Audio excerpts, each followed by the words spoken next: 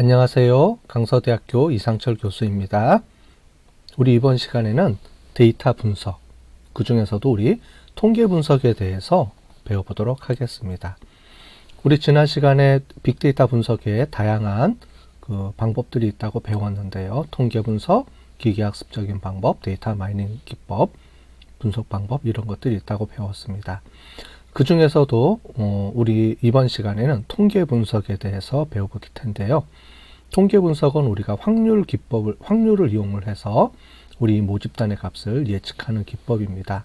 특히 통계 분석에서는 가설 검정 기법을 이용을 해서 우리가 분석을 하게 될 텐데요.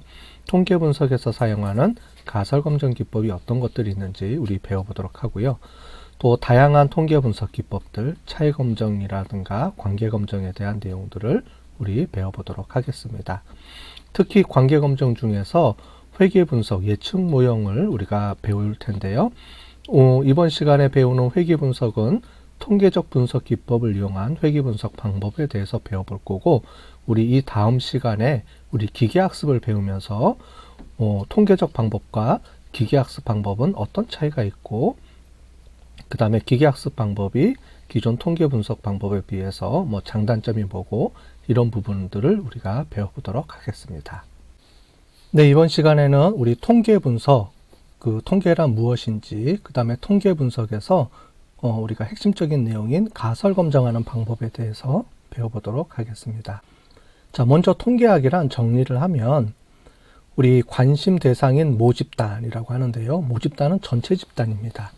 우리 윤석열 대통령 선거에서 우리가 모집단은 전체 유권자들 전체 집단이 되겠죠. 그럼 모집단을 다 특성을 파악을 해야 되는 겁니다. 즉 4,400만 명이 찍었을 때 윤석열 대통령 후보의 득표율이 얼마나 나올 것이냐.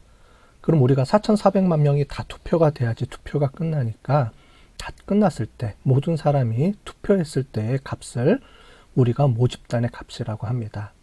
자, 그런데 문제는 모집단을 조사하기가 어렵겠죠. 다 조사할 수가 없죠. 그래서 우리 통계학에서는 표본을 추출합니다. 그래서 그 유권자들 중에서 일부분을 우리가 표본으로 추출해야 되겠죠. 유권자도 아닌데 표본을 추출하면 안 되겠죠. 그래서 유권자들 중에서 우리가 일정 부분, 보통 우리가 여론조사에서는 1,000명, 2,000명 정도 우리가 표본을 수집합니다. 이렇게 조사를 하더라도 우리가 표본 추출하는 여러 가지 방법들이 있어서 우리가 모집단의 값을, 즉 4,400만 명의 투표 의도를 우리가 분석해낼 수가 있다는 겁니다. 그래서 표본을 추출하게 되고요. 자, 그래서 모집단을 조사할 수 없어서 표본을 추출하고, 표본을 추출하면 문제가 발생합니다. 그죠? 왜냐하면 표본은 모집단의 일정 부분을 추출하기 때문에 우리가 정답이 아닙니다. 정답의 근사값으로 우리가 뽑혀지는 거죠. 그러면 결국은 이렇게 표본에서 뽑은 값을 이용을 해서 우리는 모집단의 값을 조사를 해서 유출을 해야 됩니다. 그럴 때 가장 먼저 표본의 자료를 요약 정리하는 기술 통계학이라는 게 있고요. 디스크립티브 스태틱스라고 하는데, 우리가 구한 표본의 자료들을 정리하는 겁니다. 성별, 남자가 몇 명이고 여자가 몇 명이고 누가 얼마나 투표를 했고 이런 내용들을 쭉 조사를 하겠죠. 그런 부분을 우리가 기술 통계학이라고 얘기를 합니다. 그리고 나서 이 표본의 자료를 이용해서 모집단의 값이 우리가 구하고자 하는 원래 목표죠. 그 목표대로 모집단의 값이 얼마인지를 예측해야 되는데 그냥 예측은 못합니다. 그래서 어떻게 하냐면 중요하게 우리 확률을 이용을 해서 우리가 모집단의 값이 어느 정도 될 것이에요 라고 예측을 하게 됩니다. 그래서 통계는 항상 확률과 같이 붙어 다닙니다. 그래서 통계와 확률, 고등학교 시간에 우리 확률과 통계라는 수업, 확통이라 그래서 수업을 여러분들이 배우셨을 겁니다. 그 이유가 뭐냐면 우리가 확률이라는 기법은 결국은 통계에 있어서 가장 중요한 핵심 요소고, 이 확률을 이용을 해서 통계의 여러 가지 기법들을 우리가 이용을 해서 모집단의 값을 예측할 수 있기 때문에 그렇습니다. 결국은 통계학이라는 것도 우리가 알고 싶어하는 어떤 정답이 있다면 그런 정답을 알아맞추고 싶은 건데, 그 정답을 알아맞출 때 우리가 전체 집단을 조사를 못하기 때문에 표본을 이용을 해야 되고, 그러다 보니까 그 표본으로부터, 소수의 표본으로부터 우리가 그 유출을 해야 되기 때문에 확률을 이용해서 다양한 방법을 쓰는데, 그러한 방법들을 우리가 통계 분석 방법이라고 하고, 그러한 통계 분석 방법을 우리가 통계학에서는 추론 통계학, 추리 통계학 이렇게 얘기를 합니다. 그래서 기술 통계학, 추리 통계학 또는 추론 통계학 이렇게 우리가 부르는데, 뒤에 가서 우리가 데이터를 분석하는 방법은 이 추론 통계학을 의미하고, 추론 통계학의 다양한 방법들을 뒤에 가서 배워보도록 하겠습니다. 자, 통계학은 결국은 모집단이라는 것은 우리가 알고 싶어하는 전체 집단을 의미합니다. 그 모집단에서 우리가 알고 싶어하는 값을 모수라고 합니다. 그래서 윤석열 대통령이 몇 표 얻을 것 같고, 이재명 후보가 몇 표 얻을 것 같고, 이걸 우리가 알아맞히고 싶은 거죠. 특히 4,400명 전체 집단의 그 의도를 알고 싶어 하는 겁니다. 자, 그런데 우리가 이거를 모르기 때문에 일정 부분을 표본을 뽑습니다. 1,000명, 2,000명 이렇게 표본을 뽑게 되죠. 자, 이렇게 표본을 뽑을 때는 잘 뽑아야 됩니다. 그래서 나중에 여러분들이 기회가 되면 통계학을 이제 배우시면 좋은데, 이런 통계학을 배우게 되면 통계학에서 앞부분에 표본을 어떻게 하면 잘 뽑는지 이런 내용들이 나와 있습니다. 그래서 표본을 잘 뽑아야 되고요. 그렇게 해서 나온 이 자료를 가지고 이 자료를 통해서 우리가 구한 값을 추정치라고 합니다. 추정치 또는 통계량, statistics 이렇게 부르죠. 그래서 통계량 또는 이 추정치 값을 가지고 결국은 모집단의 값, 우리가 알고 싶어하는 값을 유추하는데, 그때 평균도 알고 싶고 비율도 알고 싶어 하는 경우도 있고 표준 편차도 알고 싶어 해요. 분산이라고 하는 건데, 이런 개념들은 여러분들이 통계학 시간에 배우시면 이거에 대한 자세한 내용들을 우리가 배워볼 수가 있습니다. 여기서는 통계학의 기초 이론까지 할 수는 없기 때문에 그런 기초 이론이 여러분들은 이제 그 배우실 통계학을 통해서 배우시고요. 우리가 이번 시간에는 이 통계학에 대해서 어떤 분석 기법들이 우리가 어떤 문제에 닥쳤을 때, 우리가 어떤 문제에 부딪혔을 때 어떤 통계 분석 기법들을 사용하고 그런 통계 분석의 특징이 뭔지 이런 걸 위주로 해서 배워보도록 하겠습니다. 자, 그래서 그런 기본 개념을 배우고요. 실제로 개념만 배우고 실제로 분석하는 거는 우리 수업 시간에 배울 수가 없어요. 원래 한 학기 정도 배우는 내용이기 때문에 그런 내용들은 우리 다음 학기 때 여러분들이 배우는 빅데이터 분석 기법, 분석 과목을 수강하든가, 아니면 제 수업 중에 우리 빅데이터 경영론 수업에, 빅데이터 경영학과 수업에 우리 그 통계학 개론 이런 수업들이 있거든요. 경영 통계학 수업들이 있으니까 그런 수업을 들으셔도 좋겠습니다. 또는 여러분들이 학과에 가면 학과마다 이런 그 통계 기법들을 이용한 수업들이 있거든요. 그 대부분의 학과에는 그런 수업을 들으셔도 됩니다. 자, 통계에서는 아까 전에 확률을 이용을 해서 예측을 한다 그랬죠. 자, 확률이라는 개념이 무엇인지 설명을 좀 드리도록 하겠고요. 그 확률을 이용해서 우리가 어떻게 예측하는지를 배워보도록 하겠습니다. 자, 우리 경영통계 수강생의 몸무게가 이렇게 100명이 있는데 100명의 몸무게가 이렇게 있다고 해봅시다. 자, 100명의 몸무게를 우리가 그 5kg씩 쪼개서 이렇게 쟀습니다. 쟀더니 이렇게 빈도수가 나와 있어요. 40에서 45kg에는 3명이 있고요. 이렇게 쭉 돼 있고요. 그 다음에 55에서 60kg 사이에 몸무게가 제일 많이 있는 사람들이 제일 많이 모여 있네요. 그죠? 자, 그래서 이거를 평균을 내면 우리가 이거를 다 더해서 n분의 1로 나누면 평균은 56.78kg이 됩니다. 이 수강생 100명의 몸무게가 56kg 정도 이렇게 됐네요. 자, 그거를 우리가 그 각각의 5kg씩 쪼개서 보면 이렇게 나오죠. 표준 편차가 이렇게 나오고, 자, 그럴 때 몸무게가 55에서 60kg일 확률은 이라고 돼 있죠. 자, 그러면 여러분들이 가장 쉽게 확인하는 방법은 확률은 가능성을 의미합니다. 자, 100명 중에 55에서 60kg일 확률은 100명 중에 몇 명이 있는지를 체크하는 겁니다. 이게 확률의 기본 개념이에요. 자, 전체가 100명인데요. 55에서 60kg 사이에 전체 학생 중에 31명이 있습니다. 따라서 100분의 31, 그러니까 31%라고 우리가 확률적으로 얘기를 합니다. 자, 그런데 이건 어디서 많이 봤죠? 여러분들이 보통 데이터를 정리하고 표 이렇게 많이 정리하다 보면 여러분들이 빈도수는 개수고요. 전체 몇 명이고 이거를 백분율로 나눠줍니다. 여러분들 우리가 초등학교, 중학교 때 배우는 산수에 보면 이 퍼센테이지, 백분율을 배우죠. 모르는 사람 없을 거예요. 이 백분율을 모든 사람이 100이라고 했을 때 그 중에 몇 명이 있는지를 퍼센테이지로 백분율로 나눠 놓은 겁니다. 저는 계산하기 쉽게 그냥 100명으로 이렇게 해놓은 겁니다. 그렇게 해서 백분율 퍼센테이지가 나와 있습니다. 자, 그런데 가만히 보시면 이 퍼센트와 우리가 얘기하는 확률하고 똑같습니다. 그죠? 똑같아요.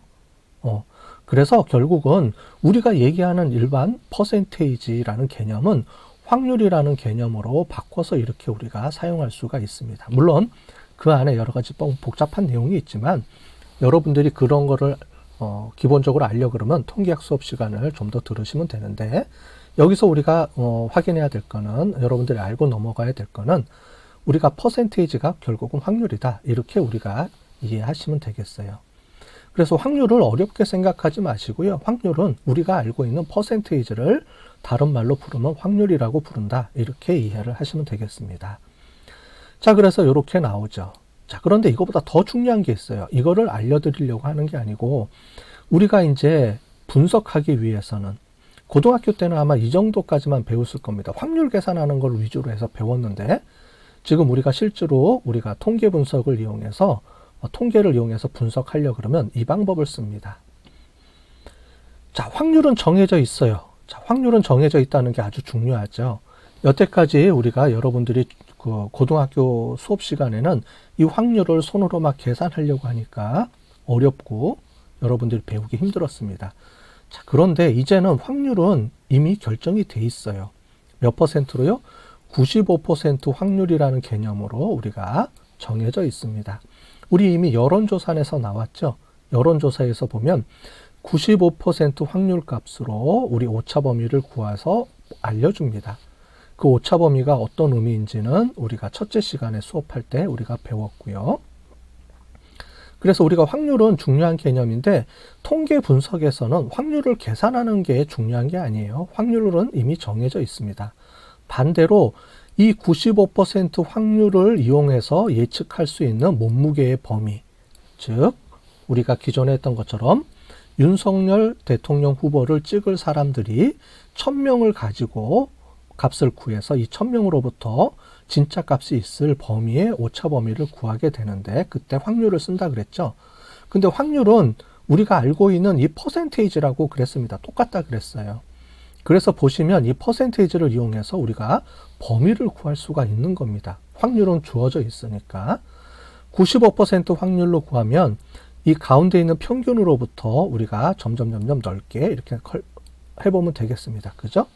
자, 그러면 이렇게 전체적으로 요 안에 들어가요. 그죠? 그래서 35명 이렇게 더하면 이만큼 더해주면 좀 복잡한데요. 지우면 여기서부터 우리 여기서 이만큼 더하면 전체 95명이 됩니다. 이 가운데 값으로부터 출발해서 왜 가운데 값으로부터 출발하냐면 이 평균은 이렇게 그어보면 평균에 제일 많은 사람들이 모여 있죠. 그래서 평균은 대표 값을 의미합니다. 대표. 그래서 이렇게 평균을 쓰면은 수강생들 전체 100명이 몸무게가 우리가 한 56kg 정도 됩니다. 그러면 56kg 그 사이에 사람들이 많이 몰려 있습니다. 라고 해서 대표 값으로 우리가 쓸 수가 있어요. 바로 이게 평균의 의미입니다. 자, 평균. 그래서 중요합니다. 이 평균이 중요하고 평균으로부터 이렇게 몇 명씩 떨어져 있는지 그래서 개수를 세는 거예요. 여기가 몇 명 있고요. 그 다음에 여기까지 합쳐보니까 몇 퍼센트고요.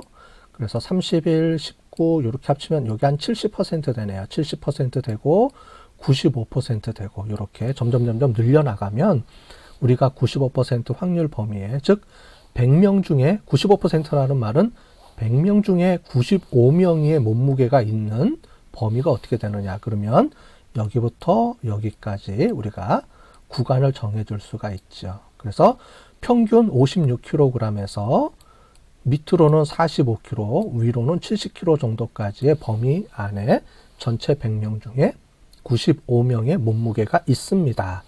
라고 우리가 얘기해 줄 수가 있고요. 이거를 우리가 범위라고 합니다. 범위. 그래서 이 범위를 이용을 해서 결국은 우리가 알고 싶어하는 표본의 값을 이용해서 유출할 수 있다는 내용이에요. 자, 이거를 통계학자들이 연구를 많이 해놨습니다. 그래서 엠피리컬 규칙이라고 하는데 우리가 평균이 있고요. 표준 편차, 여러분들 표준 편차 구해봤죠? 이 표준 편차가 또 통계에서는 아주 중요한 역할을 합니다. 그래서 여러분들이 제 수업을 듣고 꼭 통계 수업을 한번 들어보시면 좋을 것 같아요.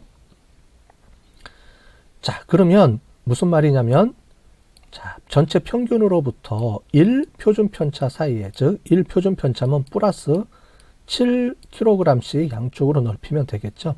여기서 플러스 7하면 마이너스 7하면 이렇게 되고 플러스 7하면 이렇게 됩니다. 이 안에 평균으로부터 요 범위 안에 전체 데이터의 몇 %가 있냐면 100명 중에 몇 명이 있냐면 70명이 있다는 거예요. 정확하게는 68.26명이 있습니다. 근데 우리가 100명 실제로 해보면 요 안에 아까 전에 70명이 있다 그랬죠. 그래서 68.26% 사람이 있다는 거예요. 그러네요. 진짜. 그죠? 그 다음에 두 번째 2kg, 이 두 표준 편차 여기서 하나, 두 개 하니까 플러스 7을 한번 더 해줍니다. 그러면 14, 15 정도 되네요. 그죠? 플러스 마이너스 15kg, 플러스 15kg 안에 전체 데이터의 몇 %가 있냐면 95.44%가 있다라고 알려져 있습니다. 자, 이게 통계학자들이 연구해 보니까 우리가 굳이 이렇게 일일이 숫자를 안 세고 이렇게 표를 안 그려도 평균과 표준 편차를 알면 평균으로부터 우리가 플러스 마이너스 1 표준 편차씩 가는 마다 양쪽으로 합치면 68%, 대략 70%, 두 걸음마다 95%, 세 걸음에는 99.8%, 거의 모든 사람들이 이 범위 안에 있습니다. 라고 우리가 이걸 알 수가 있습니다. 자, 그래서 우리는 평균과 표준 편차를 알면은 쉽게 우리가 확률 값을 계산해 낼 수가 있어요. 자, 그런데 우리는 이 확률 값을 계산하는 게 아니라 그랬죠. 통계에서는 95%를 아예 우리가 알려줍니다. 95% 확률 값으로 이 값에 따른 범위를 구하세요. 이 범위 안에 우리가 알고 싶어하는 진짜 값이 있습니다. 라고 하는 게 통계에서 구하는 기본적인 원칙입니다. 자, 그러면 아까 전에 95.44니까 좀 줄여야 되지. 요만큼 빼야 되네요. 요만큼을 빼니까 2 곱하기 2를 하는 게 아니고 1.96만큼을 곱해줘야 돼요. 요만큼 0.04만큼 빠지네요. 그죠? 아까 전에 그 규칙이 있었잖아요. 그래서 1.96만큼 곱해주면 됩니다. 1.96배만큼 표준 편차를 곱해주면 이렇게 범위가 이렇게 나오죠. 자, 이게 우리가 몸무게로부터 95명의 사람이 있을 이 범위를 구해주는 겁니다. 자, 이런 통계적 규칙이 있어요. 통계에서는 확률 값을 그 다음에 확률, 평균과 표준 편차, 이 확률이 서로 유기적으로 연계가 되면서 우리가 이 값을 구해낼 수가 있습니다. 자, 그러면 지금부터 우리가 필요한 거는 이걸 이용해서 그럼 어떻게 예측하느냐고 하는 거잖아요. 그죠? 이렇게 보시면 되고요. 자, 우리는 이렇게 보시면 되겠습니다. 결국 20대 대통령 최종 선거 결과를 보면 우리가 나중에 확인을 해보는 거예요. 나중에 확인을 해봤더니 전체 투표자 수가 3,400만 명이 됐고요. 그때 진짜 값, 즉 모든 투표가 다 종료된 다음에 최종적으로 윤석열 대통령 후보가 48.56% 포인트를 받았습니다. 자, 요거는 퍼센트 포인트입니다. 자, 퍼센트, 그 다음에 또 우리가 그 확률에서도 퍼센트 하니까 헷갈리죠. 그래서 48.56%라는 여기서의 퍼센트라는 말은 전체 3,400만 명 중에서 48.56%인 사람이 찍었다라는 그 비율을 의미하고요. 그 다음에 우리가 오차 범위에서의 퍼센트는 우리가 요 차이가 있었다. 그리고 확률적으로 얘기를 합니다. 그래서 헷갈리기 때문에 보통 우리가 신문이라든가 또는 이렇게 언론에서 얘기할 때는 48.56% 포인트가 차이가 납니다. 요렇게 구분해서 요렇게 설명을 해줘요. 자, 어쨌든 요렇게 48.56%만큼 득표율을 받았습니다. 자, 그러면 1000명 가지고 조사한 내용을 보시면 요렇게 요런 식으로 돼 있습니다. 자, 요 안을 보시면 자, 이게 어떤 의미가 있냐면 자, 요렇게 나왔죠? 이게 어떤 의미가 있냐면 우리가 아까 전에 구한 48.4% 이렇게 표본을 가지고 조사를 했을 때 48.4%인데요. 이 값은 진짜 값이 아닙니다. 이 값은 아직 몰라요. 우리가 사전에 조사를 했기 때문에. 그런데 이 값은 실제로 이 값하고 비교해 보면 이 범위 안에 들어가 있습니다. 어떤 범위냐면 자, 우리 여론조사 15,000명을 조사했을 때 15,000명이 득표율을 따져봤더니 48.4%라고 얘기를 했고요. 플러스 마이너스 0.8%의 오차 범위가 있다라고 얘기를 한 거는 이 값이 무슨 말이냐면 이 값은 우리가 아까 전에 95% 확률 범위로 하면 1.96을 곱해줘야 된다 그랬죠. 자, 그래서 원래는 0.41만큼의 표준 편차가 있는 겁니다. 표준 편차에 곱하기 1.96 해서 0.8만큼, 즉 뭐냐면 여기서 0.41, 0.41에서 약간 조금 모자르게, 아까 전에 그렇게 얘기했죠. 2가 아니고 2보다 조금 줄여서 1.96만큼 줄어든다 그랬어요. 이쪽도 한 걸음, 두 걸음에서 조금 0.4만큼 다시 온 겁니다. 그게 어떻게 되냐면 0.8%포인트, 즉 따지보면 실제로 우리가 이걸 갖고 예측할 수 있는 윤석열 후보가 만약에 당선이 됐을 때는 몇 퍼센트, 95% 확률 범위로 우리가 예측할 수 있는데 오차 범위가, 즉 가장 적게 받으면 아마 47.6% 받을 수 있을 거예요. 가장 많이 받는다면 49.2% 받을 수 있을 거예요. 우리가 예측하는 구간은, 즉 우리는 48.4%라는 15,000명 갖고 조사를 했지만 실제로는 우리가 예측한 요 오차 범위 안에 진짜 값이 들어와 있을 겁니다라고 예측해 주는 거예요. 실제 값은 우리가 모르니까. 자, 그런데 우리는 유일하게 이 선거 같은 경우는 제일 마지막에 선거가 끝나면 진짜 결과값을 알 수가 있습니다. 대부분은 몰라요. 모르죠. 근데 선거 같은 경우는 알 수가 있어요. 딱 해봤더니 48.56 거의 근사하게 요 범위 안에 맞췄죠. 자, 이게 통계의 위대한 점입니다. 그래서 통계는 우리가 소수의, 즉 표본이라고 불리는 소수의 사람들만 조사를 해서 진짜 우리가 알고 싶어하는 수천만 명의 사람들의 생각들을 이렇게 끄집어낼 수가 있어요. 물론 오차 범위가 존재하기 때문에 딱 이 값이에요 라고 정답을 알아맞힐 수는 없지만 정답의 근사한 값을 가지고 요 일정 구분의 오차 범위를 예측해 줄 수가 있습니다. 이게 통계에서 아주 중요한 방법입니다. 자, 그런데 통계에서는 이렇게 분석하는 방법을 추정이라고 얘기를 합니다. 추정이라는 방법을 하는데 이러한 추정은 신뢰 구간, 즉 모집단의 모수가 어느 정도 돼 있을 거다 이렇게 분석하는 건데 실제로 이렇게 추정이라는 구간을 그 경우에 따라서 쓰는 데가 있지만 대부분 우리가 통계 검정, 통계적 분석을 이용해서 우리가 어떤 문제를 알아맞추고 싶다. 그러면 가설 검정이라는 방법을 많이 사용을 합니다. 자, 아까 전에 우리가 했던 걸로 해볼게요. 윤석열 대통령 후보가 당선 및 그 득표율이 어떻게 되느냐 이걸 알아보는 것보다 문제를 바꿔볼게요. 윤석열 후보는 대통령에 당선이 될까요? 말까요? 이렇게 물어보면 대답하기가 더 쉬워질 수가 있겠죠. 그죠? 그래서 가설 검정은 이렇게 물어보는 겁니다.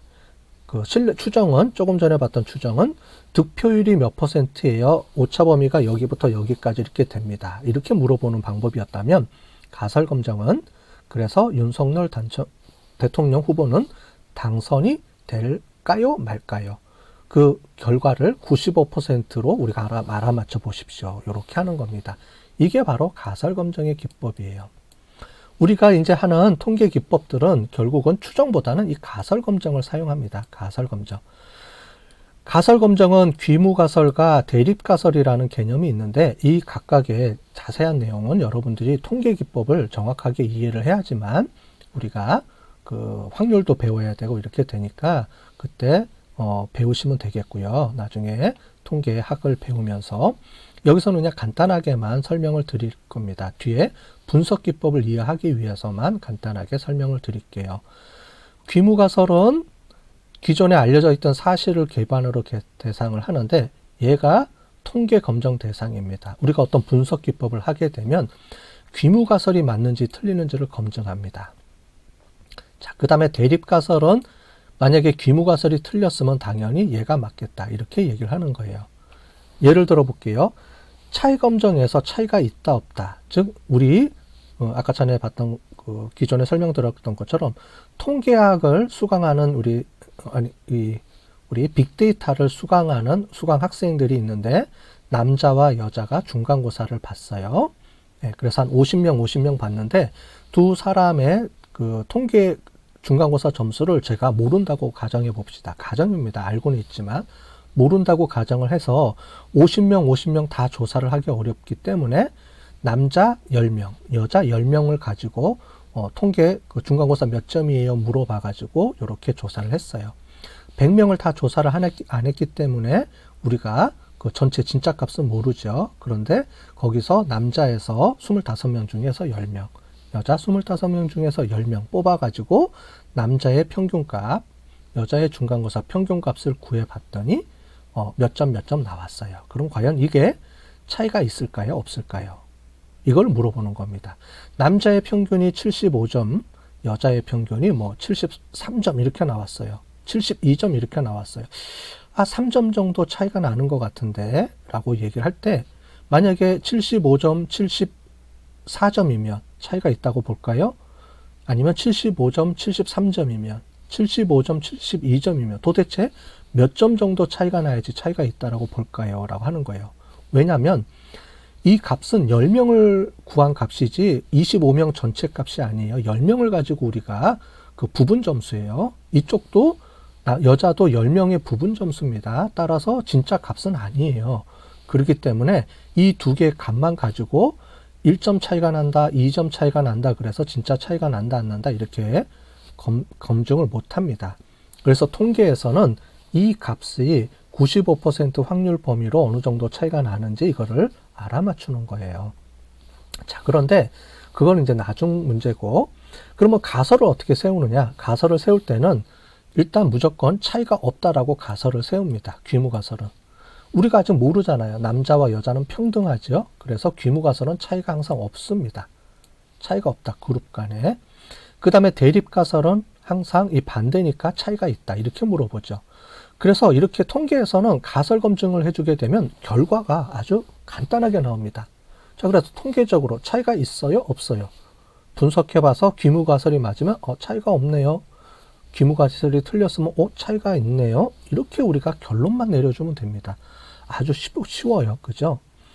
그룹이 2개일 때는 이렇게 하는데 그룹이 3개일 때, 자, 우리가 지금 여러 학과가 지금 많이 모여 있는데 4개 학과라고 해봅시다. 그러면 4개 학과 간의 학생들의 평균은 차이가 있는지 없는지 이걸 분석해 보고 싶어요. 그러면 4개 학과 간에 차이가 있는지 없는지를 다 분석을 해봐야 되죠. 그러면 4개 학과 간의 학생들은 중간고사 점수가 차이가 없다가 귀무가설이고, 그 다음에 차이가 있다가 대립가설이 될 겁니다. 자, 이것처럼 통계적 가설 검정은 통계적으로 우리가 가설 검정을 해주게 되면 우리가 닥치는 많은 문제들이 해결이 돼요. 그죠? 그래서 이런 통계 분석 기법들을 사용을 하게 되는 겁니다. 자, 통계적 가설 검정, 아까 전에 우리가 봤던 것처럼 귀무가설을 해야 되죠. 그래서 귀무가설은 이런 식으로 이렇게 돼 있습니다. 자, 그래서 이 여러 가지 종류가 있어요. 여러 가지 종류가 있는데 대부분 보면 다 같다 이렇게 우리가 부릅니다.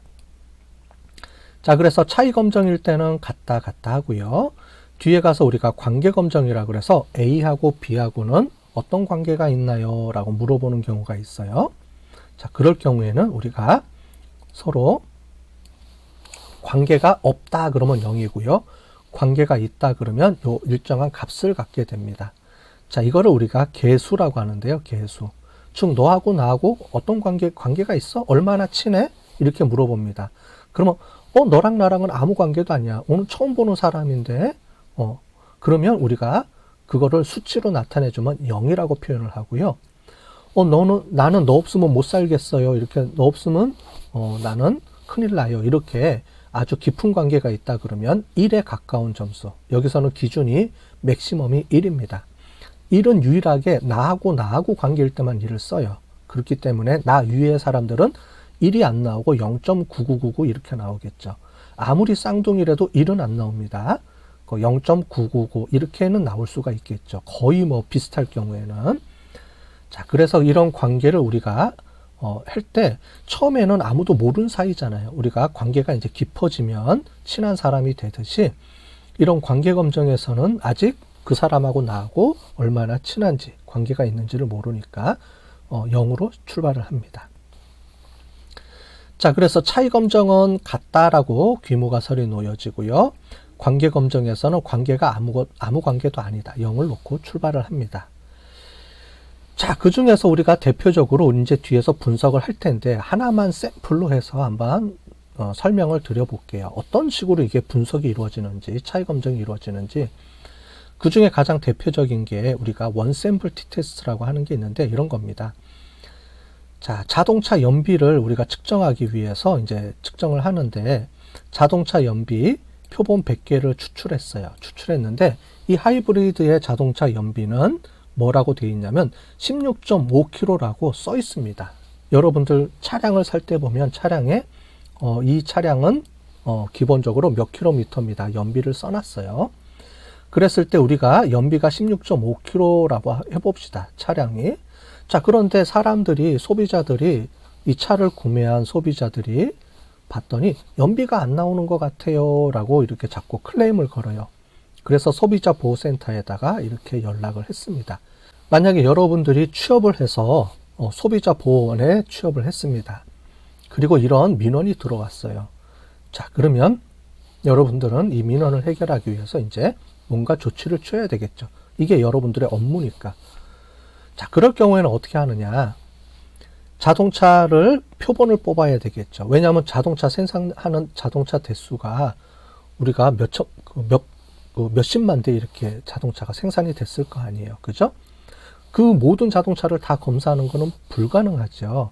그렇기 때문에 다 조사하는 것은 말도 안 됩니다. 그래서 우리가 항상 얘기했듯이 표본을 조사를 해요. 표본을 뭐 30개, 50개, 100개 이렇게 하는데 그 표본의 개수가 이렇게 얼마나 결정하는지 하는 것도 있어요. 통계학 시간에 이런 것들을 배우게 될 텐데 어쨌든 우리는 표본을 만약에 100개를 뽑았다고 해봅시다. 자동차 100대를 몰래 표본으로 뽑아서 이 하이브리드 자동차를 뽑아서 표본 100대를 가지고 이제 조사를 해봤어요. 조사를 해봤더니 100대 평균이 16km가 나왔어요. 리터당 16km가 나왔는데 그리고 표준 편차는 이렇게 나왔습니다. 표준 오차가 이렇게 나오는데 요거는 나중에 이제 통계학 시간에 배우세요. 우리는 표준 오차를 가지고 오차 범위를 계산할 때 요걸 씁니다. 자, 그러면 귀무가설은 뭐냐? 귀무가설은 우리가 기존에 우리가 연비는 16.5km로 우리가 차가 달려야 되니까 당연히 귀무가설은 16.5km가 맞습니다. 이렇게 귀무가설을 세울 거예요. 만약에 그룹이 두 개여서 그룹에 비교를 해준다 그러면 남자와 여자는 같습니다. 이렇게 얘기를 하고요. 그룹이 3개 이상이면 A반, B반, C반, D반 또는 A학과, B학과, C학과, D학과는 모두 중간고사 평균이 같습니다. 이렇게 우리가 귀무가설을 세우게 되겠습니다. 그죠? 자, 그런 것처럼 귀무가설을 세우고요. 이 귀무가설이 맞는지를 이제 이 기준을 가지고 우리가 막 계산을 해줍니다. 계산하는 건 통계학 시간에 배우세요. 여기서 하는 건 아닙니다. 어떻게 하는지만 제가 알려드리는 거예요. 자, 대립가설은 이렇게 부를 수가 있어요. 같지 않다. 16.5km보다 가 맞지 않다. 즉 틀리다. 이렇게 볼 수도 있고 16.5km보다 연비가 더 나왔어요. 이렇게 얘기할 수도 있고 덜 나왔어요. 얘기할 수도 있겠죠. 이 세 가지 경우의 수가 나올 겁니다. 만약에 대립가설이면. 근데 우리는 지금 이 대립가설이 중요한 게 아니고 일단 귀무가설이 중요하고요. 이 귀무가설을 우리가 이렇게 계산을 막 합니다. 복잡하게 막 계산이 되는데 여러분들 이걸 전혀 무시하셔도 됩니다. 왜냐하면 이렇게 계산하는 거는 옛날 통계 방식이고요. 요즘은 우리가 SPSS, 특히 요즘은 이제 잠오비라는 게 나와서 제 통계학 수업 시간에는 SPSS보다 잠오비를 이용해서 수업을 합니다. SPSS는 카피 하나 우리가 여러분들이 살려 그러면 몇백만 원 줘야 돼요. 자, 그런데 잠오비는 우리가 R에서 우리가 나온 무료 버전이 있습니다. 무료 버전입니다. 그래서 훨씬 더 유용하게 우리가 쓸 수 있어요. 관심 있는 사람들은 제 경영통계학 수업 시간에 그를 들으시면 이제 추가로 들으실 수가 있습니다. 들어오면 이거에 대한 자세한 내용들을 우리가 배울 수가 있으니까요. 필요한 사람들은 그걸 수강하시고요. 그래서 요즘은 통계 패키지들이 버튼을 몇 번 눌러주면 됩니다. 버튼 클릭하면 뭐가 나오냐면 요 값이 딱 나옵니다. 자, 이 값을 해석해 드릴게요. 자, 16.5km가 원래 나와 있어야 되죠. 그죠? 자, 여기서 맞다라고 출발을 하는데 만약에 맞으려면 우리가 커트라인을 정해줘야 되죠. 왜냐하면 우리가 100대만 우리가 조사를 했기 때문에 어느 정도 오차 범위가 있을 겁니다. 자, 그거를 우리가 윤석열 대통령 후보자의 득표율 이거랑 같은 개념이에요. 우리가 16.5km로 이 연비가 이미 나왔다면 우리가 한 걸음, 두 걸음 조금 못 미치게 요 정도 선에서 여기에 딱 걸릴 겁니다. 이쪽으로든 이쪽으로든. 그래서 요 안에 값이 들어오면 요 안에 어디든 값이 들어오면 뭐라고 부를 수가 있냐면 16.5km가 맞는데 우리가 샘플을 조금 잘못 뽑아서 샘플 오차가 요 정도는 있는데 요거는 우리가 봐주세요 라고 하는 거예요. 왜냐하면 우리가 이 전체 확률 값으로 이게 95% 확률 범위를 구했습니다. 여기서의 95% 확률 범위라는 얘기는 16.5km가 맞을 범위를 95%까지 정해준 거예요. 왜냐면 우리는 이게 맞아야 되니까 원래. 자, 그런데 이거를 우리가 임계치라고 하는데 이렇게 돼 있습니다. 근데 실제 값을 봤더니 16km가 나왔어요. 자, 그러면 이거를 우리가 16.5km라고 말할 수 있을까요? 라고 하는 거예요, 결국은. 우리는 이제 정해줘야 돼요. 왜냐면 제가 이제 그 업무를 맡고 있으니까 조사를 해서 16km가 나왔으면 이제 소비자들한테 얘기를 해줘야 됩니다. 만약에 이게 16.5km라고 맞으면 소비자들한테 얘기를 해줘서 내가 분석을 해봤더니 16.5km가 맞아요. 우리가 통계적으로 검증해봤습니다. 그리고 문서를 작성해서 결과 보고서를 이렇게 소비자들한테 알려줘야 되고요. 만약에 문제가 생기면 자동차 회사한테 연락을 해서 당신 문제가 생겼으니까 시정 조치하세요라고 공문을 보내줘야 되겠죠. 이 둘 중에 하나를 정해줘야 돼요. 자, 그러면 우리가 결과는 우리가 100개를 가지고 만들었던 16.5km가 16km라고 나왔는데 이 값이 16.5km라고 말할 수 있는지 없는지를 우리가 잘 예측을 해서 우리가 결론을 지어줘야 되죠. 자, 결론을 지었더니 16km가 나왔는데 우리가 커트라인으로 봤더니 16.2km 이내에 들어와야 돼요. 그러니까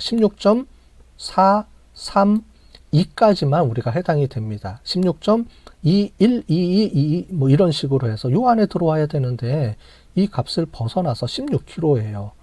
이 값을 벗어났다는 얘기는 뭐냐면 이 오차 범위 안에 못 들어왔다는 소리죠. 그러면 무슨 말이냐? 결론적으로 우리가 16.5km라고 말할 수 있는 근거가 없는 거죠. 근거가. 그래서 이렇게 보시면 만약에 우리가 16점 가설 검증을 해서 요 안에 범위 안에 들어오면 우리가 16.5km가 맞습니다. 라고 하는 거고요. 근데 지금은 16km가 나왔으니까 이 기준값은 실제로 16.5km라고 우리가 아무리 오차 범위를 계산을 해서 봐주려고 해도 봐줄 수가 없습니다. 통계적으로 이거는 16.5km라고 말할 수가 없기 때문에 당신 그 회사의 자동차는 16.5km라고 하는 그 기준치에 맞게끔 다시 고쳐서 자동차를 판매하세요라고 이렇게 얘기를 해줘야 돼요. 만약에 이렇게 통계적으로 검증을 안 하면 서로 싸우겠죠. 그죠? 그러면서 서로 막 싸울 거예요. 왜 100개 갖고 조사해? 1000개 갖고 조사하면 되지? 뭐 10,000개 갖고 조사하면 되지? 이렇게 막 우길 수도 있지만 우리가 통계적으로는 이 데이터 100개만 갖고도 통계적 검증, 그래서 우리가 확률을 이용을 해서 그 정확도를 우리가 95%로 이렇게 맞춰서 우리가 얘기를 해줄 수 있기 때문에 이거는 우리가 다른 사람들도 다 수용을 할 수 있는 그 수치라는 겁니다. 자, 이해되셨죠? 자, 이거는 여러분들이 그냥 통계 기법이다라는 정도 수준까지만 이해를 하시고 자세한 내용은 통계학 수업 시간이라든가 아니면 우리 다음에 빅데이터 분석 수업 시간 또는 G2 빅데이터 학과의 제 수업인 경영통계학이라든가 R 프로그램 이런 수업들을 들으시면 이 부분에 대해서 자세하게 이렇게 분석하는 방법들이나 이런 것들을 한 학기에 걸쳐서 우리가 자세하게 배울 겁니다. 자, 결국은 우리가 분석 방법 중에 이 부분을 한 거예요. 통계 분석 방법. 여기서 왜 가설검정이라는 걸 썼는지 이제 이해가 되시죠? 그 중에서도 우리가 차이검정이 있고요. 관계검정이 있다고 배웠습니다. 지금까지. 차이검정은 그룹 간의 차이, 관계검정은 A하고 B하고 차이가 있는지 없는지 이렇게 얘기를 하는데 쉽게 설명을 드리면 여러분들 우리 학교에서 만족도 조사를 해요. 여러분들이 만족을 하는데 저는 여러분들이 만족하는 게 뭔지를 조사하고 싶어요. 그러면 전공 수업에 대한 만족도, 그 다음에 교양에 대한 만족도, 학교 시설에 대한 만족도 이런 것들을 조사해서 과연 여러분들이 진짜 만족하는지 만족도 점수하고 관계를 보고 거기서 여러분들이 가장 중요한 변수가 뭔지를 찾아내고 싶어 합니다. 그죠? 그런 거라든가 우리 이전에 배웠던 집값을 예측하고 싶어요. 집값. 그래서 평수하고 가격하고는 어떤 관계가 있느냐 이런 것들을 예측할 때 쓰는데 이런 것들을 우리가 차이검정, 관계검정이라고 얘기를 합니다. 자, 그래서 이 파트 부분은 뒤에 가서 우리가 배울 거고요. 여기 보면 여러 가지 분석 기법들이 있어요. 하나, 둘, 셋, 넷, 다섯, 6개 정도 있네요. 그죠? 요 기법들을 우리가 배울 거고요. 요거를 좀 더 쪼개보면, 요거는 우리가 다음부터 우리가 뒷부분에 가서 또 배울 텐데, 요렇게 나옵니다. 자, 여기는 요 T테스트, 분산 분석, 요 내용을 더 쪼개면 요렇게 돼 있습니다. 그래서 통계 분석은 차이 검정, 그 다음에 T검정, 분산 분석, 그 다음에 관계 검정, 교차 분석, 상관 분석, 회계 분석, 뭐 이런 내용들이 있고 요 안에 있는데 이런 내용들로 분석한다라고 여러분들이 하시고 요 뒤에 가서 이 각각에 대해서 차이 검정, 관계 검정, 뭐 이런 분석들을 우리가 뒤에 가서 하나씩 설명을 드리도록 하겠습니다.